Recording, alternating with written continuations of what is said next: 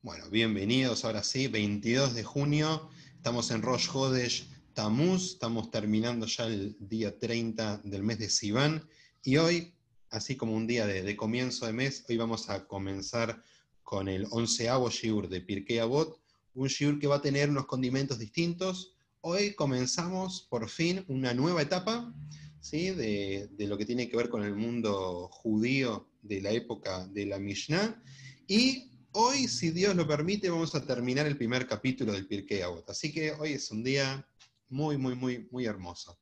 Vamos a comenzar mientras le doy la bienvenida a mi Javer Ori. Vamos a comenzar con esta presentación. ¿Sí? Cambié un poco de los colores, cambié un poco todo porque cambiamos de época, dejamos atrás todo lo que veníamos viendo y vamos a meternos de a poquito en un mundo que empieza a reformarse, ¿sí? Que va a terminar siendo el mundo que nosotros conocemos de la Mishnah y del Talmud. Primero, Eliezer, está muy bajito, no te escucho bien. ¿Puedes ser más fuerte un poco? a ver ahora, ¿mejor? Un poco mejor. ¿Sí? Sí, Yo mi volumen lo tengo igual que siempre, voy a revisar por las dudas. pero puede ser acá, porque se No, corta cada tanto en internet también. no, era yo. Yo tenía el volumen muy bajito. Ahora se escucha mejor, ¿no? Sí, perfecto, perfecto. Tenía mal la configuración. Bueno, como les decía, estamos en un cambio de época. Estamos en unas Mishnayot, en un fin del primer capítulo del Pirkei Avot, que marca una distancia con todo lo que veníamos viendo. Kufat Tanaim, la época de los Tanaim, es la época donde se encierran todos los conocimientos de la Mishnah. Pero nosotros veníamos viendo que el Pirkei Avot tomaba mucho de lo que es la época de las Zugot, ¿sí? Toda esa tradición de las parejas que venían desde mucho tiempo antes y que cada una iba sucediendo a la otra con algunas enseñanzas que se iban relacionando. Ahora bien, eso termina con Hillel y Shammai, que fueron los últimos que vimos, y a partir de ahora ya vamos a encontrar, si bien hay apariciones de algunos anteriores a veces, ya vamos a encontrar a lo que conocemos como los Tanaim, ¿sí? Algunos le dicen los doctores de la Mishnah, ¿sí? Los sabios de la Mishnah. Y acá les armé, o les recorté una línea del tiempo, ¿sí? Para mostrarles tres etapas distintas. Lo que veníamos viendo hasta ahora, la etapa de las Zugot, la etapa de las parejas. Vamos a comenzar hoy con la etapa de los Tanaim, que digo, no es tan certero cuándo terminó una y cuándo empezó la otra, así que vamos a ir trabajándolo. Y por último tenemos la etapa de los Amoraim, que son ya todos los que aparecen en la Gemara, ¿sí? En lo que termina de conformar el cuerpo del Talmud. ¿Ok? Nosotros, como estamos en una fuente de Mishnah, como es el Pirkei Avot, no vamos a ver a ningún Amorá, solo vamos a llegar a ver Tanaim. ¿Sí? Pero estamos en esta época de cambio. Para esto, tenemos que tener en cuenta algo muy importante. Cuando se conformó la Mishnah y cuando se empezaron a conformar todas estas escuelas y generaciones de sabios, se mantuvo lo que se llama Yoshelet Hillel, la dinastía de Hillel. ¿Sí?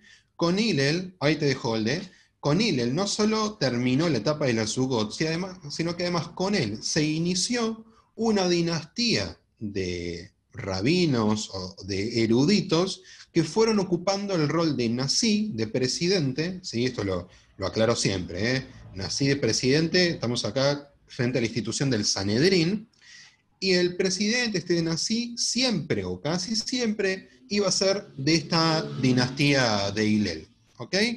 Nosotros vamos a trabajar hoy con los que están marcados en azul, que son los que aparecen en las tres Mishnayot que vamos a estudiar, pero quise ponerles toda la columna vertebral de esta dinastía hasta Rabí Yehuda Nasi, que es quien compila la Mishnah.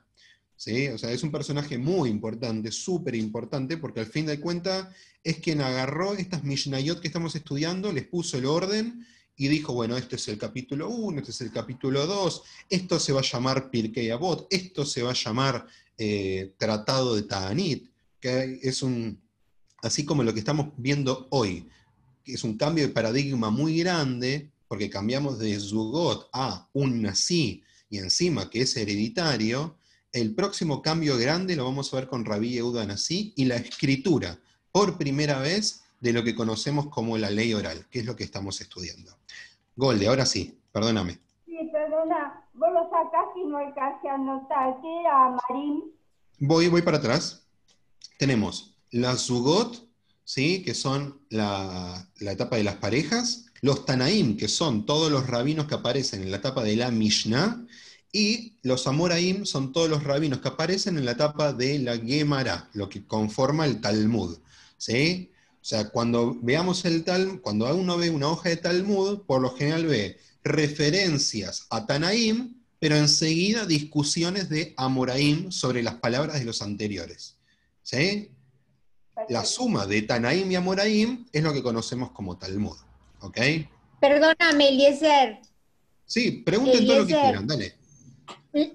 la Gemarama, la Mishnah, ¿no hacen el Talmud? Claro, tal cual. Así tendríamos que entenderlo. Algún día lo podemos ver, podemos agarrar algunos ejemplos, ¿sí? Ahora estamos Que centrándonos son, solo. que son Sí, los que tienen las ventanitas. tal cual, sí, eso mismo. Tiene una estructura Ajá, muy está particular, bien, está bien.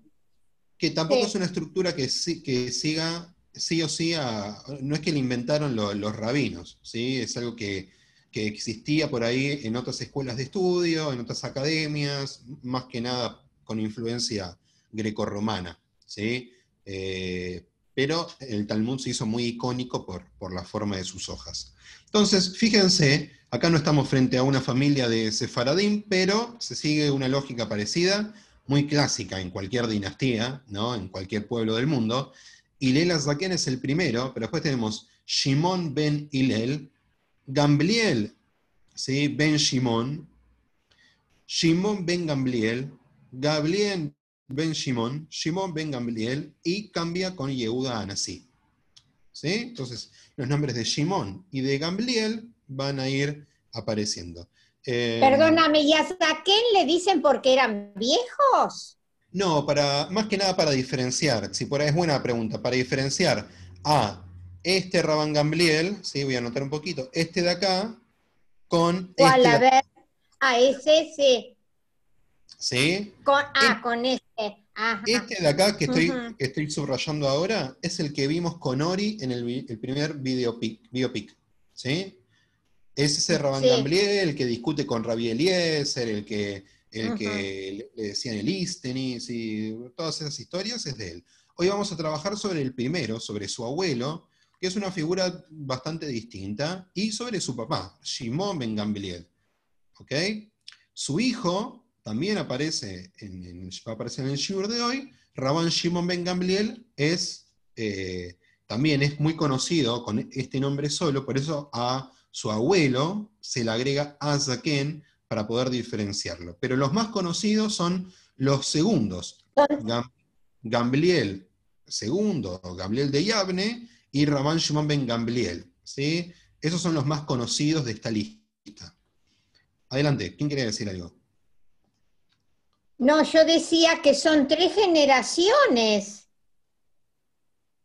Son varias generaciones. Acá son 7 Ah, y todavía sigue para ah, abajo.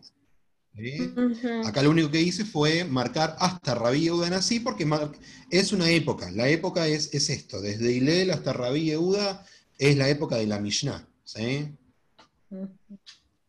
Ok, no los quiero marear con esto igual, es solamente para darles este dato de que vamos a seguir una dinastía y que, a diferencia de lo que veníamos viendo, voy a cambiar de cámara un cachito, ahí estamos. A diferencia de lo que veníamos viendo, que cada uno recibía su enseñanza del anterior, ¿se acuerdan que era muy común que las Mishnayot comiencen con Em Kiblu Mehem? ¿Sí? O sea, Ploni, Fulano y Mengano recibieron de ellos, de los anteriores, de la pareja anterior.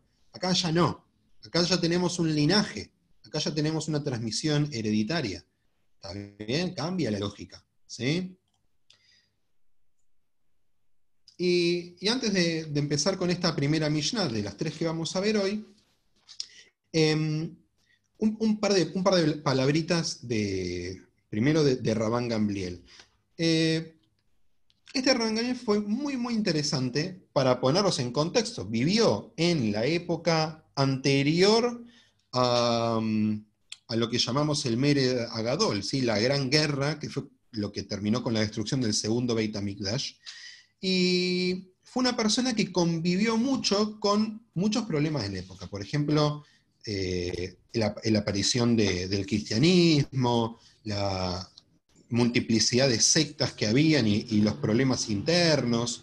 Pero es una persona que aparece muy poco en las fuentes judías, no tiene una gran aparición, ¿sí? Tan es así que hay muy poquitas frases de él, la que vamos a ver hoy es una de ellas, pero es una persona que al parecer tenía como muy, muy claros sus principios, ¿sí? Tal es así que, por ejemplo, apoyó mucho a la figura de la mujer. ¿En qué sentido?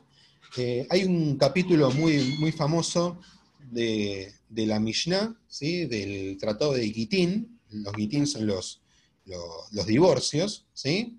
Y en el capítulo 4, él instaura un concepto que hasta ahora no había aparecido nunca en la tradición judía. El concepto es Tikkun Olam, ¿sí? El creador del Tikkun Olam fue este muchacho. No lo hizo hablando de la ecología o hablando de la no discriminación, lo hizo hablando de la mujer y de la figura de la mujer con el divorcio, ¿sí? Con el divorcio, o sea, las mujeres estaban en clara desventaja con respecto a los hombres en cuestiones de divorcio, en cuestiones al resarcimiento que debían recibir y cuántos testigos tenían que haber para poder divorciar a una mujer y que no quede anclada a su marido. Y él lo que hizo fue armar algunas takanot para que esto se solucionara. Esas takanot, esas disposiciones halágicas están reflejadas en ese capítulo de Gitín. También, a ver, es una persona que, digo, tiene la responsabilidad enorme de seguir el trabajo de su abuelo. ¿Por qué no vamos a encontrar ninguna frase de su papá, de Shimon ben Hillel? Porque prácticamente pasó desapercibido. Fue recién el nieto de Hillel el que tomó la posta. ¿Sí? Imagínenselo como una persona que seguramente habrá conocido a su abuelo, porque los años dan, y que dijo, esto no puede quedar así, esto hay que seguir alimentándolo. Más que nada en una etapa tan conflictiva como esta. Ahora, ¿qué es lo más interesante? Aparece Rabban Gamliel ya en las primeras fuentes de los apóstoles. ¿Sí? Ya aparece Rabban Gamliel en algunas charlas con los apóstoles, creo que, si no me equivoco, es con Lucas y con Pablo, y aparece como la figura de un gran sabio, uno de los fariseos, ¿sí? Acuérdense que en la tradición cristiana se luchaba contra el mundo fariseo tan rígido, pero Rabban Gamliel es tomado como uno de los grandes sabios, ¿sí? Y además de esto, Rabban Gamliel participa de lo que se llama como un exilio del Sanedrín. El Sanedrín funcionaba dentro del Arabait, ¿sí? Dentro del monte del templo de Jerusalén, y en un momento medio que los echan, ¿sí? Los sacan y los llevan a un lugar que se le llama el Hanut, que es como la tienda, ¿sí? Básicamente los tiraron por ahí, pero siguieron actuando y siguieron legislando desde ese lugar, y a él le tocó presidir ese momento difícil. Más o menos estamos hablando de entre el año 10 y el año 50 de la era común, ¿ok? Golde, adelante. Perdóname, Eliezer, ¿vos estás hablando del Rabban Gamliel de Yafne? No, siempre vamos a estar hablando de el primero, ¿sí? El primero que aparece, que ahora sí voy a compartir de vuelta la... El que dice a Zaquén, Claro. dice a Zaquén. Así, eso es. Rabban Gamliel Azaken es el que estamos viendo. Su nieto es Rabban Gamliel de Yavne, ¿sí? Por la Academia de Yavne. Golde, adelante. ¿Y por qué los echan del templo? ¿Qué es lo que pasó? ¿Ya era la destrucción del templo? No, pero era una época que políticamente era muy, muy compleja. Uno de los descendientes de Herodes, llamado, sucesores de Herodes, llamado Agripa, ¿sí? Con muy buenas relaciones con Roma, tuvo muy malas relaciones con el resto del pueblo de Israel, y ahí es donde empieza a resquebrajarse un poco de la situación, que hasta el momento había una paz entre el gobernador político, ¿sí? Herodes, o sea, Shlomzion, algunos de los que estuvimos viendo, con los rabinos de la Zugot. En este momento todo se quiebra, ya se ve que algo se está despedazando, ¿sí? Es como de a poquito, pero una situación que termina mal, con la destrucción del Beit HaMikdash, ¿no? Es la época también de Flavio Josefo, por ejemplo, bueno, Yosef ben Matitiau para nosotros, que después se convirtió en un gran historiador porque pudo relatar y registrar mucho de lo que pasaba en ese entonces. Rabban Gamliel fue uno de los que se opuso a él, entre otras cosas porque los romanos lo designan a Flavio Josefo como responsable en la parte del Galil, ¿sí? de Israel, y Rabban Gamliel no quiere saber nada con un gobierno puramente romano, ¿sí? Pero bueno, eso ya sería meternos demasiado en esta historia. Vamos a ver qué de esto que les conté de Rabban Gamliel podemos encontrar en la Mishnah que vamos a analizar. ¿Dale? Volvemos entonces. Fíjense. Otra cosa importante, Rabán. No teníamos hasta ahora títulos de Rab ni de Rabán. Rabán significa Rabeinu, ¿sí? Nuestro Rab, ¿ok? ¿Sí? Nuestro Rab. Y es el primero en toda la tradición judía que va a recibir ese tipo de nombre de esta manera, ¿ok? Y además está solo, ¿no? Ya no es una pareja, está él solo. Entonces, Rabban Gamliel Ayaomer, Asel Harrab, Beistakel Minasafek, Beal Tarbe Leaser Omadot. ¿Alguno que se voluntarice? ¿Lean en castellano? Cualquiera. Leo, Dale.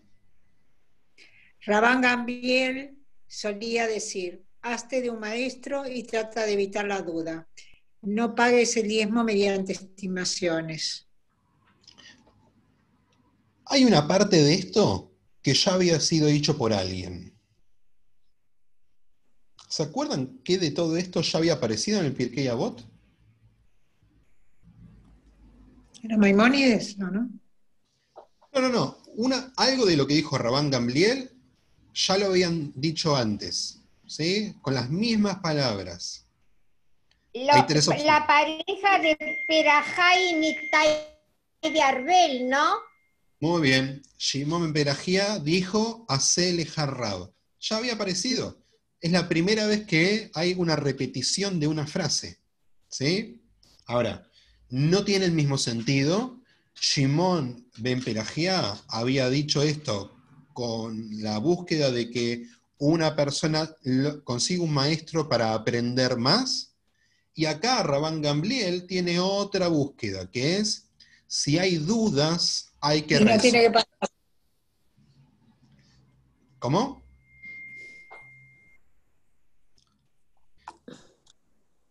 Bueno, si hay dudas hay que resolverlas. Entonces, si vos sos una persona del común, o sos un rabino, sabés más, sabés menos, no importa, pero tenés una duda, vos no podés tomarla a la ligera. Tenés que resolverla y tenés que preguntarle a alguien que sepa más que vos. Entonces, cuando dice Asele Harrab, uno siempre tiene que tener una referencia para resolver estas cuestiones que pueden ser relacionadas con la halajá.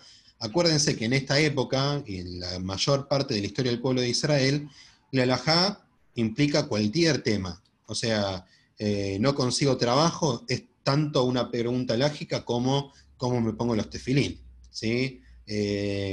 ¿Cómo hago para, qué sé yo, cómo hago para educar a mis hijos? No, hoy se lo pregunto a la maestra del colegio de los chicos. En ese momento todas las preguntas iban al rabino. Entonces cuando dice Asele Harrabes, cualquier duda que vos tengas, no te la quedes, tenés que ir a resolverla. Entonces dice, Beistalek, ¿sí? Tenemos que tratar de evitar justamente esta duda, ¿sí? Entonces dice, Beal Tarbe, ¿sí? Le hacer Omadot. Entonces, sabemos que existían los diezmos, el hacer es el diezmo que se le daba a los leviim y también a los pobres, no se daba todos los años, se daba, depende del año, pero sabemos que a diferencia de otras cargas impositivas, los quiero preguntar un poquito, por ejemplo la trumá que se daba a los kohanim, el maaser era específico. Maaser viene de la palabra eser, que es 10. La palabra diezmo es justamente porque tiene que ser una décima parte. Entonces, cuando nos dice alta re maaserot beomadot, ¿sí? Se refiere a que tenemos que ser estrictos con lo que damos del diezmo. No decir, bueno, doy un poco, esto es como un diezmo. No, hay que dar específicamente lo que hace falta. Primero, porque el otro lo necesita, porque así están establecidas las reglas, pero más importante, porque si no está bien diezmado, puede hacer que lo que yo me quede o lo que yo le doy al otro tenga una cantidad que no corresponde con lo que debería ser. Y eso hace del alimento, o del alimento que yo estoy diezmando, lo hace algo de lo cual yo no puedo sacar provecho. ¿Sí? Es interesante porque, aunque es uno de los rabinos ya de esta época, sigue hablando con normas o con cosas que iban pasando en la época del Beit HaMikdash. ¿Está bien? O sea, es como un mix, ¿sí? Habla a un mundo que ya está como saliendo de todo esto, pero él vive y muere y el Beit HaMikdash sigue de pie y todas estas normas siguen funcionando. Dale, Silvio, adelante. Esto también tiene algo que ver con la PA, de la forma de cómo se iba sacando por ejemplo, los racimos de trigo y cómo iba repartiendo cada uno su porcentaje. Sí, la única diferencia es que son categorías distintas, porque la PA sucede todo el tiempo, no tiene un tiempo determinado, y el maaser sí, lo que se saca de diezmo, sí. Y el diezmo, acuérdense, era para los animales, era para las cosechas, no era una cosa tan simple. Pero acá lo principal tiene que ver con no hacer las cosas así nomás, hay que hacerlas bien, hay que hacer las cosas bien. Si te piden esto, hace esto, no hagas, bueno, hago un poquitito. Cuando estudiaba esto pensaba, es como ser medio cumplidor de mitzvot, ¿no? Bueno, voy a prender las velas, pero las prendo a las 8 de la noche, porque... Y no. Bueno, voy a comer kasher, pero bueno, las costillitas de cerdo no las puedo dejar de comer, porque son riquísimas. Y no. O sea, realmente está exigiendo Rabban Gamliel un compromiso con la tarea, ¿sí? Y vuelve a lo primero, si hay alguna duda, resolvela, pero si ya no tenés esa duda, actúa en consecuencia. Como que nos da un empujocito interesante, ¿está bien? Con esto pensaba algo más, y ahora abro a un poquito de debate.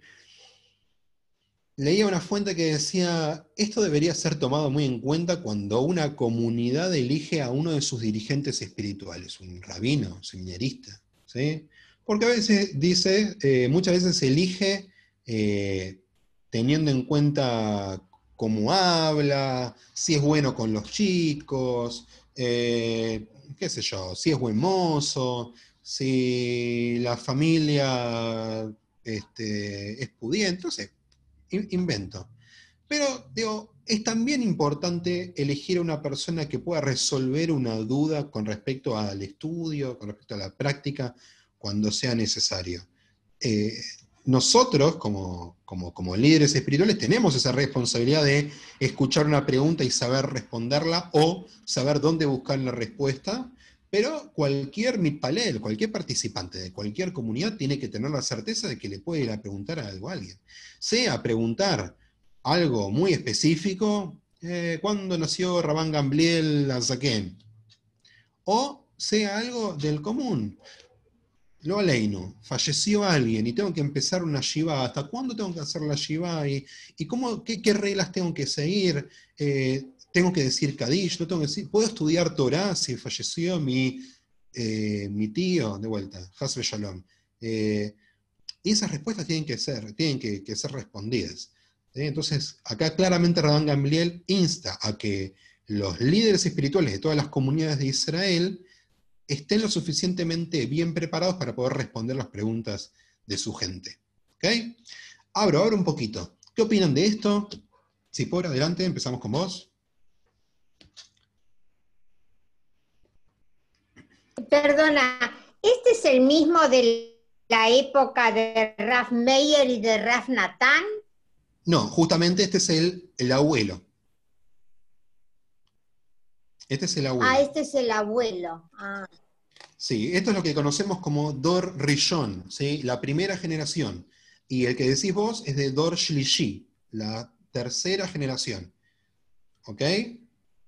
Quiere decir que el que estaba con Natán y con Meir, eso que estudiamos, era el nieto. Sí, todas las historias que habrás escuchado sobre un Rabán Gamliel siempre van a ser del nieto, salvo algunas poquitas, dentro de las cuales una es esta. ¿Sí? Bueno, ¿qué opinan un poquito sobre esta Mishnah? Perdona, él asistió, perdón, y él estuvo en la época en que se destruye el Beis Hamikdash. No, no llegó. Murió unos años antes. Eso le va a tocar a su hijo y ahora lo vamos a ver. Ah, está bien, está bien. Uh-huh. Norma, adelante. No, yo lo que estaba pensando ante la duda abstente puede ser, o sea, ante la duda de algo, averiguarlo. ¿Vieron cuando habíamos visto esto de enseñar mal es peor que no enseñar? Y se parece un poquito, ¿ok? Consultar a alguien nunca está mal. Y sepan que todo rabino tiene su rabino, ¿sí? ¿Qué quiere decir esto? No hay nadie que no tenga a quien consultar. ¿Ah? Por eso consultar no tiene que ser un acto de vergüenza. Justamente es un acto no de valentía, pero es un acto memorable, porque es una búsqueda de conocimiento. ¿Sí? La pregunta es la llave del judaísmo. ¿Ok? ¿Qué más? Dale, Silvio. Acá yo estoy siguiendo lo que vos decís con una Mishnah, ¿sí? Y ellos se vuelven para la Mishnah 6 como que refuerzan las palabras de Yoshua ben Perajá. Sí, yo dije Shimon ben Perajá, es Yoshua ben Perajá. Ahí, sí, no, bueno. Razón. Sí, porque... No, pero no. O sea, que vuelve y que como que refuerza las palabras que se dijeron antes. Sí, porque los dos dijeron Asel y Harrab. Lo que estuve viendo es que quizás Rabban Gamliel habría dado como está buscando otra cosa, con la misma frase, otra cosa. ¿Sí? Pero está claro que lo recibió. Esto es algo muy lindo. Si puso las mismas palabras, es porque claramente se está basando en lo que conoce de alguien que apareció mucho tiempo antes, más o menos unos 200 años antes. ¿Sí? Habla de una transmisión exitosa. O sea, que hizo por ejemplo, un estudio sobre un Rebbe de hace 200 años y te saca una conclusión. Es la primera persona que tenemos registro que hace una cita textual. Eso es fuerte, porque estamos hablando de que la tradición judía va a vivir haciendo citas y trayendo textos y citas de gente anterior. ¿Ok? Vamos a avanzar un poquito. Como dije, mi objetivo hoy es ver 3 Mishnayot, así podemos cerrar este capítulo número 1. Y vamos a meternos en la vida de su hijo, que es una vida un poco distinta. Es una persona muy interesante, pero es el Nasi, es el presidente, el príncipe, que le tocó la destrucción del Beit HaMikdash. ¿Sí? Fíjense, vamos a ver un pequeño detalle al principio. En este Pirkei Avot 1.17 dice Shimon beno Omer. ¿Por qué no dice Rabán Shimon ben Gamliel Omer? Acá los comentaristas van a decir que era una época muy joven de la vida de Shimon, donde ya en este momento propuso una frase y fue aceptada después para la Mishnah, pero todavía no era Rabán, todavía estaba su papá como presidiendo el Sanedrín. Acá él todavía era Shimon, Shimon beno, Shimon su hijo. ¿Sí? Acá le puse en la traducción Shimon ben Gamliel, pero técnicamente dice Shimon su hijo. Es como, bueno, algunos son hijos de, hasta que en un momento su nombre crece lo suficiente para ser ellos mismos. Acá vemos a un Shimon que está apenitas despegando. Y fíjense, lo que va a decir está muy conectado con esto. Kol yamai gadalti bein hajamim, velo matzati laguf tov ela shtika, velo amidrash uaikar ela amaase, bejo la marbed barim me bijet. ¿Quién se voluntariza para leer en castellano? Adelante, adelante, cualquiera. Dale, ahí voy. Yo leo. Dale. Dale, Tzipora. ¿Vas a leer vos, Silvio? No, dale vos, Tzipora, dale vos. Bueno, Shimon ben Gamliel dice, he pasado toda mi vida entre sabios y nada más ventajoso que el silencio encontré. No es el estudio lo esencial, sino la práctica, y todo aquel que habla en demasía incurre en error. Muchas gracias. Qué interesante,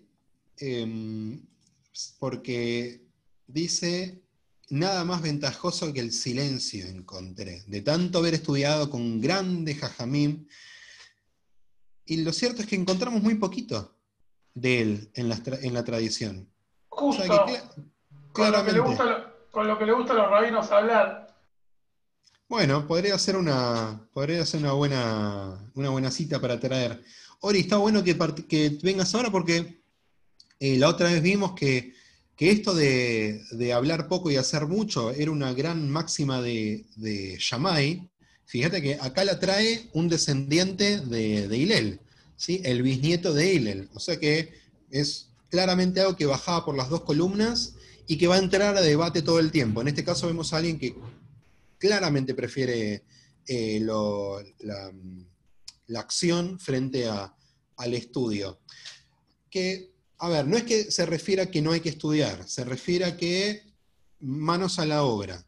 ¿Sí? El estudio está programado para que podamos ser mejores haciendo, no mejores siendo y nada más. ¿Sí? Esto de... Vamos a darle un poquito de contexto también a esto. Voy a sacar un cachito de la pantalla compartida. Rabán Shimon ben Gamliel, o sea, Azaken, este que estamos viendo ahora, es uno de los que llamamos Aruei Malhut Israel, ¿sí? uno de los mártires de Israel. Como el otro día mencionamos a Rabbi Akiva y a Rabbi Tarfón, este va a ser uno de aquellos que van a morir a manos del gobierno romano y van a quedar en esta lista compilada más adelante. Y tenía un gran amigo y compañero, que era Rabbi Ishmael. No Rabbi Ishmael que discutía con Rabbi Akiva, sino uno que dicen que es el abuelo de ese Rabbi Ishmael, que también se llamaba Rabbi Ishmael y era Cohen Gadol. Estos dos se llevaban muy bien y piensen que en el trabajo de ellos dos se complementaban muchísimo. Ahora, una de las historias más lindas puede ser, pero trágicas, tiene que ver con el día de la muerte de ellos. Ellos mueren en el mismo momento. Los matan, los mandan a llamar para matarlos a los dos juntos. Y están los dos frente al ejecutor y dicen, bueno, matame primero a mí, dice uno. Y el otro dice, no, primero matame a mí. Rabbi Ishmael dice, vos tenés que matarme primero a mí, porque yo soy más importante que este, yo soy un Cohen, descendiente de Aarón, y yo tengo que morir antes. Entonces, obviamente tratando de, no quieren ver morir a su amigo. Rabbi Shimon Ben Gamliel dice, no mates a ese, primero matame a mí, porque yo soy descendiente de Hillel, y por ende descendiente del rey David, vos tenés que matarme a mí primero. Le dice, así pasa hasta que, se tira a suerte y termina primero muriendo Rabban Shimon Ben Gamliel. Es muy trágica la historia de ellos dos. Piensen que les toca ser esos dirigentes de esta parte del pueblo en la destrucción del Beit HaMikdash. Es una época de mucho conflicto. Ahí te dejo Golde.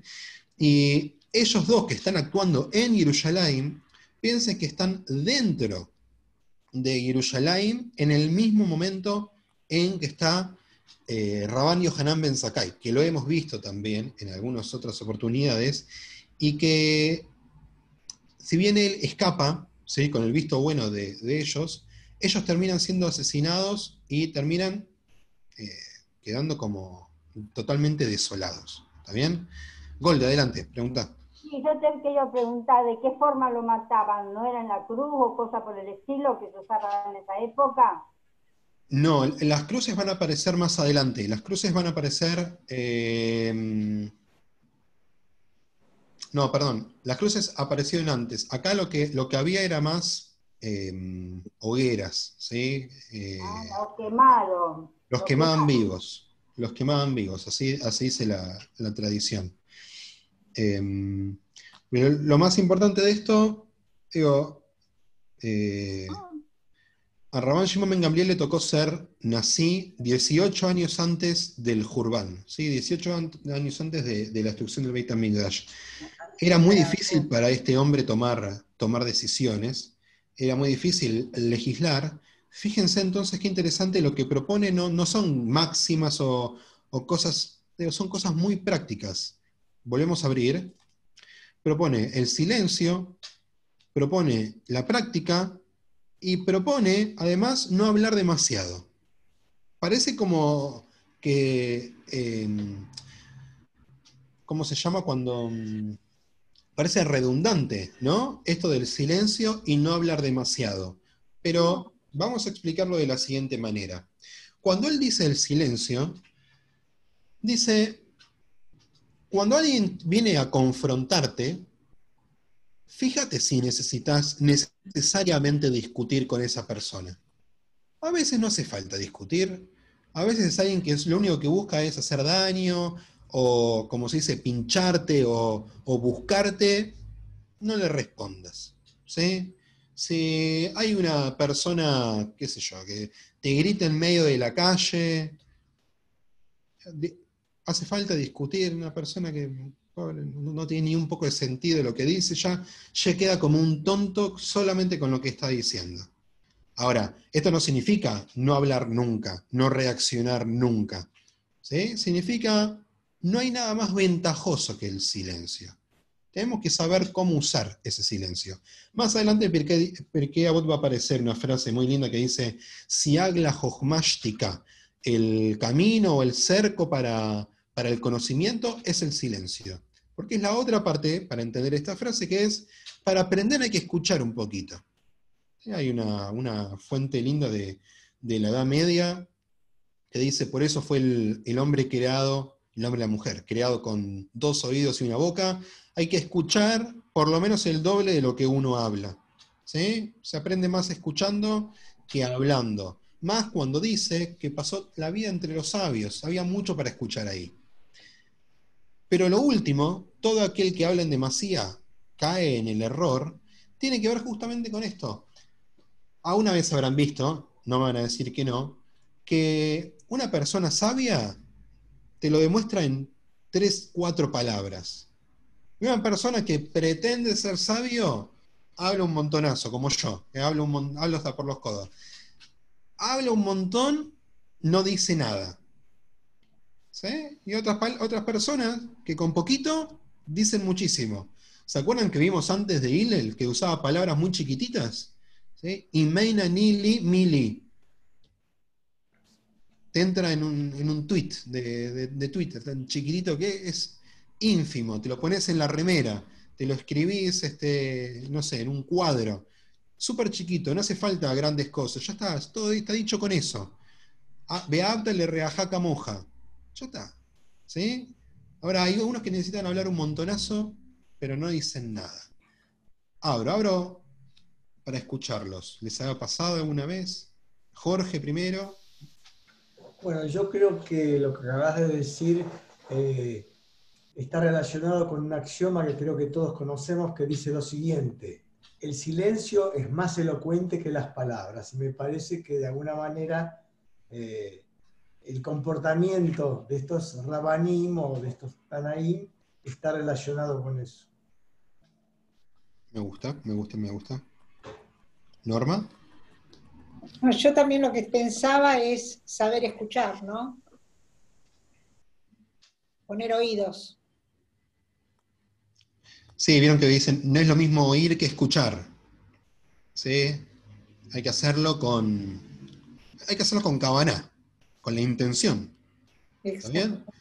Cuando el otro me habla, no es una pausa hasta que yo vuelva a hablar. Me está hablando, me está diciendo.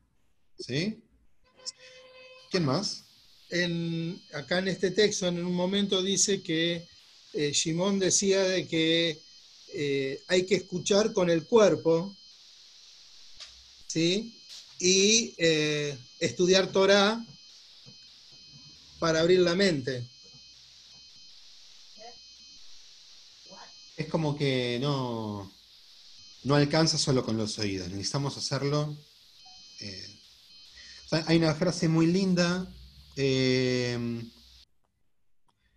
una frase muy linda de Coelet, ahí te dejo Tzipora, una frase muy linda de Coelet que dice, Ajajame y nave royó, el sabio tiene los ojos en la cabeza. No los tiene, los tiene en la cabeza. ¿Sí? Y dice, Beaxil olej bajoyej. O al revés, Beaxil bajoyej olej. Y el tonto, o el ignorante, podríamos decir, camina por la oscuridad. ¿Ok? Tiene un poquito, que me hiciste acordar, Silvio. Sí, por adelante, perdón. No, que yo tengo acá que dice que Rabban Shimon ben Gabriel decía que el mundo existe gracias a tres cosas: a la verdad, a la justicia y a la paz, según está escrito. Y esa es la Mishnah siguiente a la que vamos a estudiar. Yo sé que estás muy Pero deseosa no de es de llegar. este del que estamos hablando, no es de este. Es buena pregunta. Déjame que ahora te voy a contestar. ¿Sí? Es buena pregunta porque parece ser el mismo. Les iba a decir algo. En la estructura de esta Mishnah que acabamos de estudiar, habla de el silencio, de hacer, y después habla de no decir tanto. Parecería como que el orden hubiese sido mejor, voy a volver a compartir, que capaz el orden hubiese sido mejor la tercera parte en segundo lugar. ¿Sí? Nada más ventajoso que el silencio encontré, todo aquel que habla en demasía incurre en el error, y después, no es el estudio lo esencial, sino la práctica. Pero me parece que acá Shimon ben Gamliel está tratando de ir bien a fondo, diciendo, hacer es una forma mucho más genuina de demostrar lo que aprendiste de los sabios. No, la palabra que usa para el estudio no es lilmod, como este espacio, sino es midrash. Midrash tiene que ver con, podríamos decirlo con un exégesis, pero tiene que ver con la discusión, tiene que ver con la interpretación de las fuentes, algo muy común en la época de Rabbi Shimon ben Gamliel. Acá lo que él está diciendo es, bueno, basta de discutir un poquito, salgamos a hacer, salgamos a obrar, ¿sí? No solo en términos de tzedakah, en términos de mitzvot en general. ¿Ok? Y fíjense, es la primera vez que encontramos la palabra het de esta forma, ¿no? El error, la transgresión. una palabra muy, muy típica de los Yamim Noraim. El que hace excesivas sus palabras, se atrae a sí mismo el error. Es tan matemático como suena, realmente. Hablando un montonazo, estás invitando a equivocarte. ¿Sí? Primero a decir cualquier barbaridad, porque hablar mucho te invita a decir cosas que no son. Pero segundo, hablar mucho implica que no estás haciendo nada. Entonces, habla un poquito menos, dedícate a hacer un poquito más. ¿Está bien? Esa sería esta ecuación. Vamos a pasar a la última del día de hoy. Por favor, antes de ir... bueno. Vuelvo. ¿Acá? Sí, pero levantalo un poquito porque a mí no, yo no veo la última parte. Y todo aquel que habla en demasía, dice. Sí, incurre en error.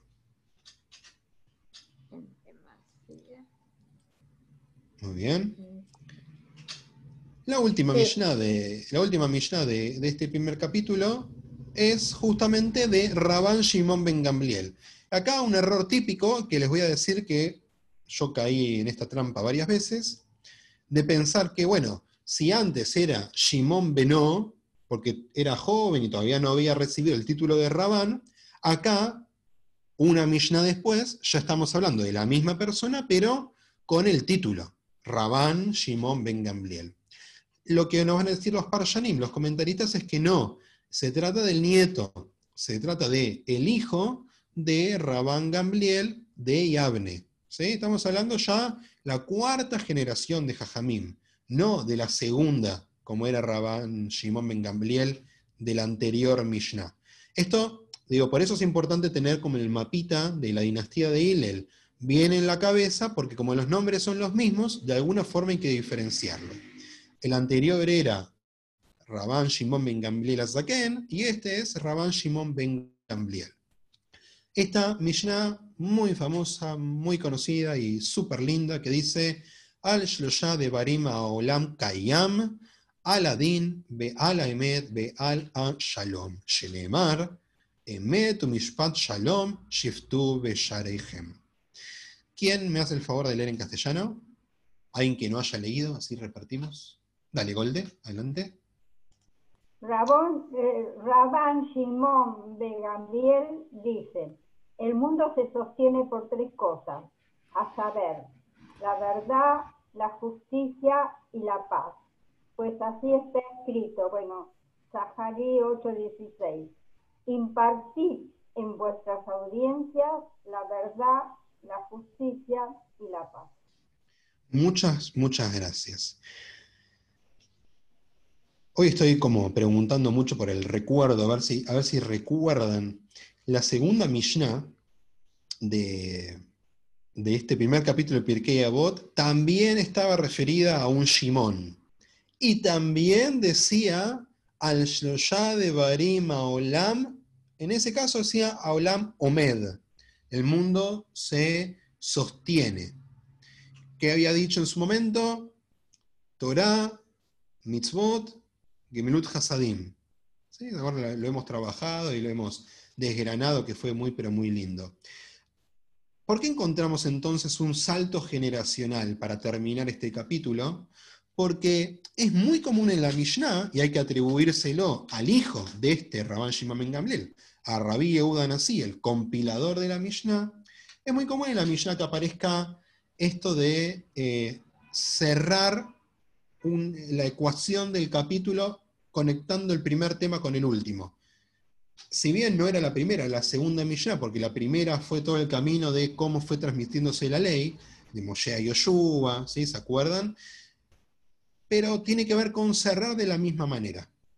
Cerrar tal cual comenzó este capítulo 1 de Pirkei Avot. Para decir un par de cositas de Rabban Shimon ben Gamliel, hay que decir que vivió en la época de el otro Mered, el otro conflicto, que fue la revuelta de Bar Kokhba. ¿No? Vieron cómo hicimos un salto de varios años.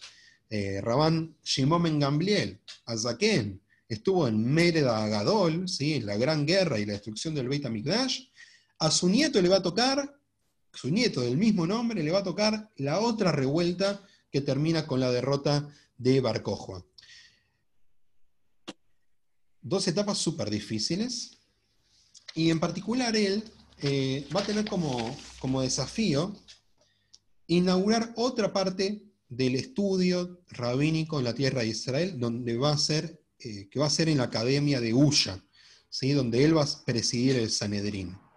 No hace falta que esto va a aparecer más adelante seguramente, pero él tiene como una cuenta pendiente de cerrar toda una generación que había participado en esa revuelta de Bar Kokhba, y al mismo tiempo asegurar un futuro para todo lo que viene después. Entonces, ahí se relaciona un poquito esta frase que va a decir. Fíjense una diferencia con Shimon HaTzadik, del principio del capítulo. Shimon HaTzadik dijo que el mundo se sostiene por tres cosas, y él, Rabban Shimon ben Gamliel, va a decir, el mundo existe, Kayam, ¿sí? Como Hay Hay Be Kayam, ¿sí? El mundo existe por tres cosas. Entonces van a decir los comentaristas que Shimon HaTzadik se refería a lo general, pero que cuando Shimon ben Gamliel dice Kayam, se refiere más que nada a lo político-social. Se está refiriendo al mundo en el que está viviendo. Se está refiriendo a un pueblo de Israel que está a punto de entrar a una etapa terrible, ¿sí? Porque ya después de la revuelta de Bar Kokhba todo iba a ser muy difícil, y al mismo tiempo se está refiriendo a lo social, a lo que le pasa a la gente, a lo que le pasa al común. Y una cosita más. Shimon HaTzadik dijo, se sostiene sobre Torah, Abodá, antes de Mitzvot, Abodá y Gemilut Hasadim. Lo único que desapareció con el Beit HaMikdash de esos tres fue la Abodá, porque la Torah sigue existiendo, Gemilut Hasadim siguen existiendo. Entonces, cuando Shimon ben Gamliel habla, dice que esas tres cosas, así lo entienden los comentaristas, pero me pareció muy lindo, esas tres cosas reflejan la abodá que ya no está. Tanto la justicia, din, la verdad, emet, y la paz, shalom, son las tres partes de lo que cumplía como rol el sacrificio en el Beit HaMikdash. ¿Por qué? Porque teníamos sacrificios que cumplían esos roles. Teníamos sacrificios que cerraban una transgresión, teníamos sacrificios que tenían que ver con la verdad, por ejemplo, korbanot que tenían que ver con compromisos, o korbanot voluntarios, ¿sí? Lo que llamamos korbanot nedavá, ¿sí? Cuando nosotros prometemos algo, por ejemplo. Y también tenemos korbanot que piden por la paz, lo que conocemos como el korban de los shlamim, ¿sí? Que son los korbanot que pedían por la paz. O sea que, de alguna manera, Rabban Shimon ben Gamliel está diciéndonos, tenemos que suplir de otra forma aquello que desapareció con la abodá del Beit HaMikdash. Pero todavía tenemos Torah y todavía tenemos Gemilut Hasadim. Dale, Silvia, adelante. Después de la revuelta de Bar Kokhba, el pueblo se va a Babilonia. No todo. En Babilonia había una base de una comunidad muy fuerte, sigue habiendo comunidad en Eretz Israel, pero los grandes exponentes rabínicos van a pasar a Babel, ¿sí? Porque las grandes academias van a estar en Babel. Y la otra pregunta es, ya no está más el templo. A partir de Rabban Gamliel de Yavne, ya vamos a tener al primero, o sea, el papá del último que vimos, el hijo del anterior, ya no tenemos Beit HaMikdash. ¿Y cómo se manejaban los korbanot después de eso? No habían, pero como vimos, por ejemplo, cuando el otro día charlábamos con Ori de Rabí Tarfón, que era un Cohen, no pensemos que cambia todo de un día para el otro. Los Kohanim al principio seguían recibiendo trumá, seguían recibiendo su porción. Porque piensen que es muy difícil transformar el mundo tan rápido, más que nada cuando fue por una circunstancia externa, por la destrucción, por una invasión. ¿Sí? Es una etapa clave para el pueblo de Israel.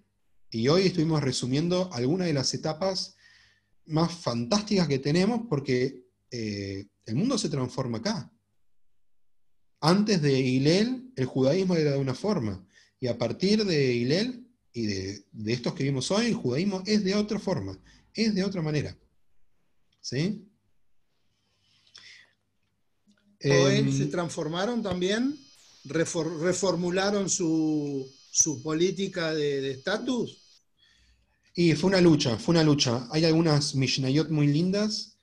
Me acuerdo una, por ejemplo. Hay una Mishnah en el Tratado de Rosh Hashanah que habla sobre Rosh Hodesh, justo ahora que estamos en Rosh Hodesh, y hablan sobre los testimonios, de aquellos que podían testimoniar haber visto la luna nueva que daba a conocer un nuevo mes. Y se presenta en una Mishnah una diferencia de base entre Rabbanim y Kohanim, porque en cuanto a si los testigos podían ser un padre y un hijo, o si los testigos podrían ser un amo y su esclavo. Entonces, ahí se presentan como posturas antagónicas. Claramente un reflejo chiquitito de una pelea por el poder. Kohanim en baja, Rabbanim en alza. Aunque no nos olvidemos que había Rabbanim que eran Kohanim. Rabban Shimon, que mencioné antes, que murió a manos de los romanos, era Cohen Gadol, y al mismo tiempo era Rab. Rabí Tarfón no era Cohen Gadol, pero era Rab, era Cohen, ¿sí? Un Cohen Stam. ¿Ok? Está claro que para un Cohen era más fácil volverse Rab porque ya tenía como una base de moverse en ámbitos donde se estudiara. ¿Sí? Si bien los Kohanim no tenían la premisa de estudiar. Es un mundo nuevo. Fíjense, Din, Emet y Shalom, ¿no? Bereishit, capítulo 1, pasuk número 11, dice, Vayomer Elohim, Tadsheh Aretz Deshe, que florezca o que crezca en la tierra la hierba, ¿sí? La hierba del campo. La hierba, ese césped, se llama Deshe. Y Deshe lo formamos por las letras Dalet, Shin, Aleph, Din, Shalom, Emet. ¿Sí? El comentario dice, no hay tierra que exista y que quiera perdurar, que no genere, que no crezca allí justicia, verdad y paz. Y aparece otra vez más. Hay un salmo muy conocido en épocas de duelo. Repetime, por favor, repetime lo de Deshe. Dalet, ¿qué dijiste? Dalet. Din. Din. Miren. Din. ¿Ven ahí la pantalla? Tenemos la palabra Deshe, que es Din. Bueno, ahí tenemos una letra Shin, ¿sí? Que sería Shalom, y tenemos una letra Aleph, que sería Emet, ¿sí? Acá vamos a ponerle Dalet. Dalet Shin Aleph, Din Shalom Emet. Esto lo encontramos, como dije, así ya queda en el video, Bereshit 1.11, ¿sí? Tenemos un salmo, que es el Salmo 23, que tiene un pasuk muy conocido que dice Beneot Deshe y Arbitzeni, ¿sí? Por los prados de fresca hierba, Dios me apacienta. Y otra vez tenemos esta misma idea de Deshe, ¿sí? O sea que cuando Dios nos apacienta, cuando Dios nos arrulla en un marco de cosas buenas, tiene que haber estas tres. Tiene que haber Din, tiene que haber Shalom y tiene que haber Emet. ¿Sí? Saco un poquito de pantalla. Es como que no puede haber sociedad que no tenga estas tres. ¿Sí? Justicia, dicen los Jajamim, para ser socios de Dios, tenemos que ser justos con el prójimo y ahí somos socios de la creación. Tenemos que creer en la verdad y tenemos que creer en la sinceridad, en no incurrir en mentiras. Y tenemos que querer en la paz, y tenemos que perseguir la paz como Aarón, que nos había contado Hillel antes, porque dicen los Jajamim, la paz es la única forma de disfrutar todas aquellas cosas que queríamos conseguir antes. Nuestra lista de objetivos a conseguir puede ser muy larga, pero si no tenemos la paz, no podemos disfrutar de ninguna. Podemos ser ricos, podemos tener salud, podemos tener una familia muy grande y una casa muy linda, un perro y un auto y una bicicleta, pero si no tengo paz conmigo, no tengo paz con el otro, no la puedo disfrutar. ¿Sí? Hay algo que me va a estar faltando. ¿Ok? Bueno, con esto vamos cerrando esta Mishnah. No se me vayan, ¿sí? Porque la primera vez que terminamos un capítulo del Pirkei Avot, y hay una costumbre muy linda, los voy a invitar a hacerlo, de leer una cita de Rabbi Hanania ben Akashia que se usa cada vez que alguien termina un capítulo de Pirkei Avot. Así que la voy a leer yo en hibrit, ¿sí? Voy a asegurarme que estén todos muteados, pero cada uno vaya leyendo conmigo, tanto en hibrit como en castellano. ¿Sí? Dice, Rabbi Hanania ben Akashia Omer, Ratzah Kadosh Baruchu lezakot et Israel. Lefijach, irba laem Torah u'mitzvot, sheneemar, Adonai Hafetz leman tzidko, yagdil Torah veyahadir. Dijo Rabbi Hanania ben Akashia, es la voluntad del Kadosh Barujú engrandecer el mérito de Israel. Por eso les confirió la Torá y las mitzvot. Pues así está dicho, Dios, deseando la rectitud de Israel, robusteció la Torá y la engrandeció. Gente, primero, Yosher Koach, porque vamos a terminar un capítulo del Pirkei Avot. ¿Sí? Dale, Silvia, adelante. Decime, la Mishnah de Makot, ¿Makot qué es? Makot es un tratado de la Mishnah Una fuente. Makot es un tratado del Seder Nezikin, que tiene que ver con muchas cuestiones sociales. ¿Sí? Makot son los castigos, ¿ok? Como Eser Makot, ¿sí? de Pesaj. Sí, por adelante. Pero Makot no quiere decir fuente también.